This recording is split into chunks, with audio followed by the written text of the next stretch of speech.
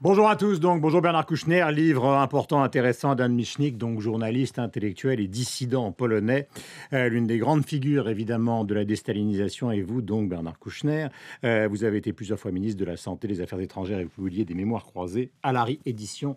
Voici l'ouvrage, nous allons justement croiser cet ouvrage avec l'actualité car les réflexions que vous avez tous les deux sont évidemment liées à l'évolution de l'histoire de l'Europe et de l'évolution de l'histoire du monde. Commençons par le ministre de la Santé que vous avez été. Est-ce que vous considérez qu'il est extrêmement urgent de raboter un certain nombre de choses pour limiter le déficit de la sécurité sociale?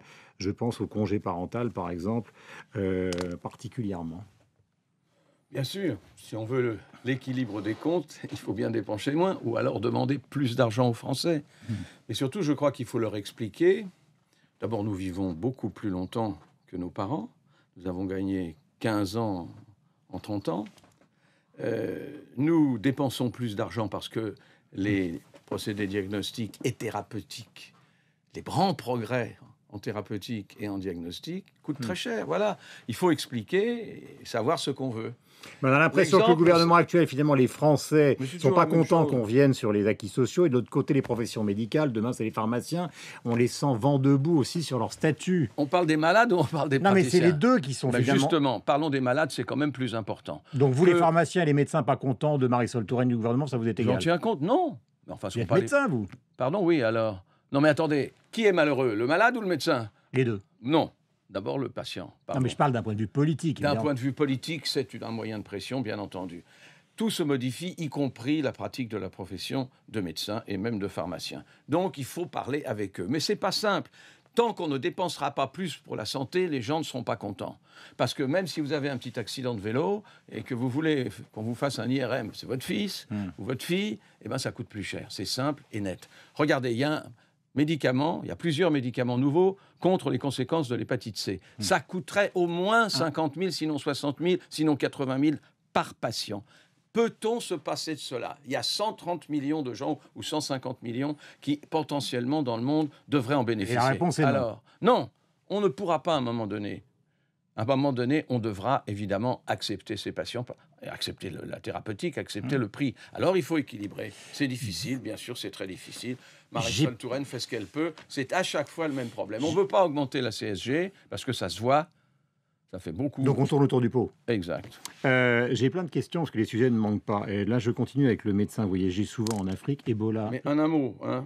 La médecine est quand même bonne. Et dans notre pays, on a la chance d'avoir une petite carte qui permet beaucoup de choses. C'est rare dans le monde, ça. La carte vitale. La carte vitale. Question, Ebola, c'est une tragédie. Bah oui, c'est une tragédie, surtout pour les mais Africains. Nous, on est tellement... Oui, bien sûr, nous, on est protégés, on a l'impression que c'est loin. Et pourtant, tout le monde considère que c'est une tragédie et extrêmement dangereuse. Mais bien sûr, c'est une des conséquences de la globalisation et surtout de l'immédiateté de l'information. Alors, on voit ça tout de suite, on a l'impression... La première des choses, c'est de ne pas céder à la panique. Ça se passe là-bas, chez les Africains, il faut les aider. C'est comme le début Libéria, Sierra Leone. Libéria, Sierra Leone, Guinée. Et potentiellement, bien sûr, ça peut arriver. En tout cas, la réponse doit être mondiale. Et quand je pense que mes amis de Médecins sans frontières sont les seuls médecins qui sont dans les 3 pays qu'on vient de citer, eh ben, je suis très fier d'eux et je les félicite grandement. À part ça, la dame de MSF qui se fait soigner va un peu mieux et j'en suis très content. Vous savez, on soigne simplement par des traitements symptomatiques, entre 50 et 60% des patients du Ebola s'en sortent. Il ne faut pas croire que c'est à chaque fois la mort. Simplement, il faut soigner. Ce sont des malades, pas des délinquants. Il ne faut pas leur envoyer la police.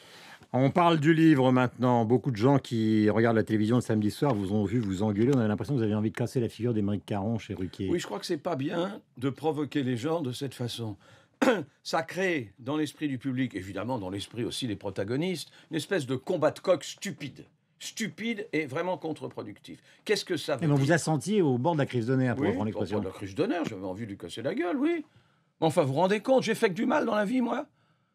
Il faut trouver des... En plus, l'ennui de Facebook et de toutes ces choses, c'est qu'on voit que ce qui est négatif. Donc, suffit de consulter Internet et tous les ragots, tous les clichés arrivent. Mais les émissions, et celle de Ruquier est excellente, elles sont construites comme ça. Vous êtes là, Laurent Ruquier, arrêtons ce massacre. Oui, mais vous êtes là pour finalement alimenter le talk show, la polémique, donc l'audience. Ça, il n'y a aucun doute. Ouais. Donc, il ne fallait pas y aller. Peut-être, oui, je crois. Non, mais quand on publie un livre de mémoire sur l'histoire de l'Europe et sur l'histoire du Moyen-Orient, vous retrouvez... Il n'y a pas besoin de te faire engueuler. Je ne sais pas s'il n'y a pas besoin Non, de se faire engueuler. On il peut n'y a se pas faire engueuler. besoin de se faire engueuler. Non, on ne peut pas. Surtout quand on ne l'a pas lu. Hein. Vous parlez de qui? De Caron? Je pense que oui, sinon il n'aurait pas dit ça. Fin du livre, vous dites le problème de Nicolas Sarkozy, c'est son entourage. C'est pratiquement les derniers mots du livre. Vous avez été ministre des Affaires étrangères, vous avez beaucoup souffert, je suppose, de la concurrence de gens. Non, s'il vous plaît, recommençons pas les clichés. D'accord.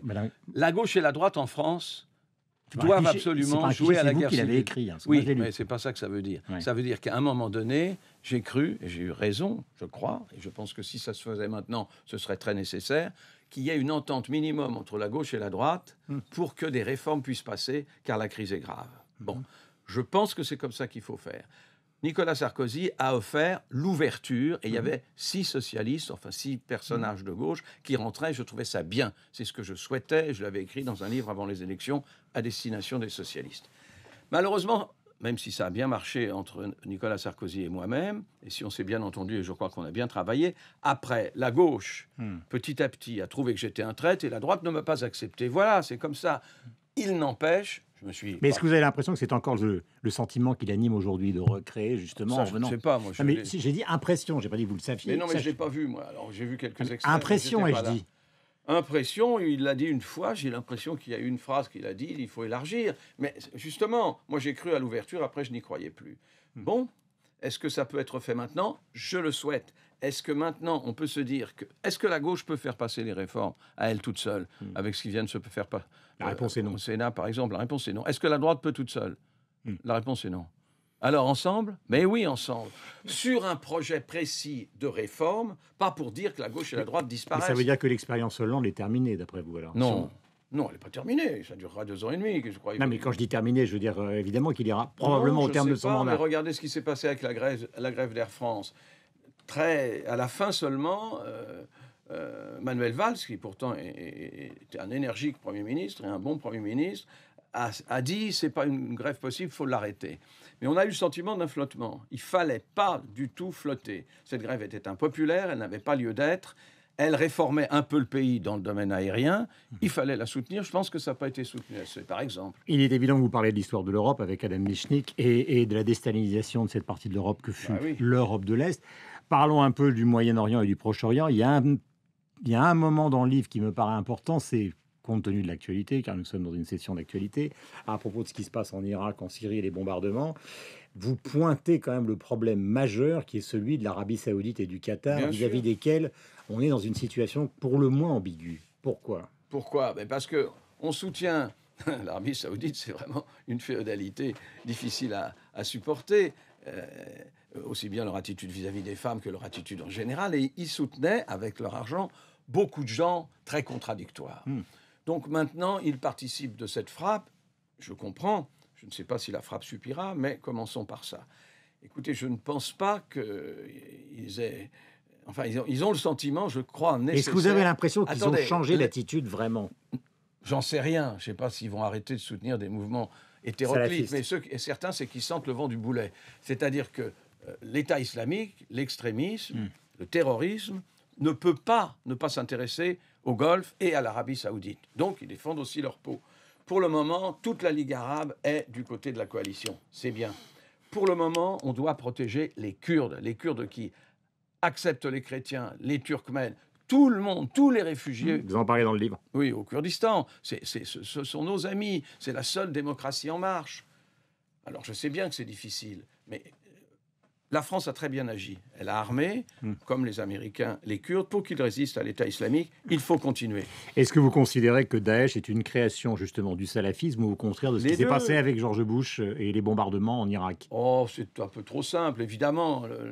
La façon dont la conduite de la guerre d'Irak n'a pas été bonne. On a mis Bremer, il a dissous l'armée. On a mis Maliki, qui a été un chiite, qui faisait le Saddam Hussein des chiites, comme... Saddam Hussein était sunnite, il le faisait contre les chiites, alors les gens s'y sont pas retrouvés. Mais enfin, c'est pas ça qui a déclenché le terrorisme. Vous savez, tous les jours, à Bagdad, il y avait des attentats meurtriers, 10, 20 morts, 100 morts, etc. Ça, c'était sunnite, chiite. Expliquez-moi pourquoi les deux branches de l'islam se battent depuis 1400 ans. Expliquez-moi. Je veux dire, c'est quand même un peu dépassé, non? C'était la succession de Mohamed. eh ben on continue. Donc la religion est beaucoup plus importante dans ce conflit que n'a été, même si ça a joué bien sûr, l'attitude des Américains en Irak. Les Américains en Irak n'ont pas voulu que les Irakiens dirigent. Ils ont dirigé à leur place, c'était une erreur folle. Dernière question, elle est importante. Vous parlez de la manière dont Colin Powell a été manipulé dans la guerre en Irak, justement menée par Oui, George il y Bush. Et croyait. deuxièmement, autre point du livre important, vous considérez, parce que le nœud, c'est quand même l'histoire entre l'Israël et les Palestiniens, enfin l'un des nœuds, vous considérez là-dedans que finalement Mahmoud Abbas est plus proche de la paix que ne l'est Benjamin Netanyahou, qui à chaque fois que vous l'avez rencontré, dites-vous, oui, a-t-il dit, oui, je vais finir par accepter un État palestinien, et à chaque fois les colonies recommencent. Hélas, c'est comme ça que Donc ça s'est veut dire passé. qu'on va quoi? On va vers une ghettoisation, vers une... Non, on va malheureusement vers une poursuite. Enfin, j'en sais rien, peut-être pire encore, mais on va vers une poursuite de la confrontation. Regardez, cette guerre de Gaza a laissé les deux en chien de faïence, et plus que ça, il y a eu des morts. Est-ce qu'il y a un résultat positif? Je ne crois pas. Moi, je pense que la dernière génération qui veut vraiment la paix et créer son État palestinien, c'est celle de Mahmoud Abbas. Malheureusement, de l'autre côté, en Israël, le camp de la paix a presque disparu. Alors, pendant cette dernière guerre de Gaza, il y a eu quand même une ou deux manifestations qui me redonnent de l'espoir. Mais on a le sentiment, sinon, qu'on s'habitue à ces guerres. Et puis voilà, il y a une guerre tous les 2-3 ans, en 5 ans, je ne sais pas. Elles sont meurtrières, toutes ces guerres, comme toutes les guerres d'ailleurs. Et des bombes peuvent régler le problème? Non, le problème est politique. Parce qu'on ne voit pas le projet politique arriver derrière les frappes d'aujourd'hui. Malheureusement, on ne le voit pas maintenant. Il faut un État palestinien. Autant la nécessité de l'État d'Israël, de son existence et de sa défense éventuelle, bien sûr, je suis partisan, mais autant on ne peut rien faire sans un État palestinien à ses côtés qui garantirait cette paix. Et c'est ce qu'ils veulent. Je ne dis pas que c'est facile. Il y a plein de détails difficiles. Détails, ce ne sont pas des détails du tout. De gros morceaux de la négociation qui sont très difficiles à poursuivre. Par exemple, Jérusalem, par exemple, les réfugiés, etc. Il n'empêche, il faut un État palestinien. Merci Bernard Kouchner. Le livre s'appelle Mémoire croisée. Vous trouverez donc aussi le récit d'un voyage à Cuba particulièrement croustillant et évidemment le récit de Dan Michnik justement sur la déstalinisation du parti de l'Europe centrale et de l'Europe de l'Est. Le livre s'appelle Mémoire croisée. Il est publié chez Alary Éditions.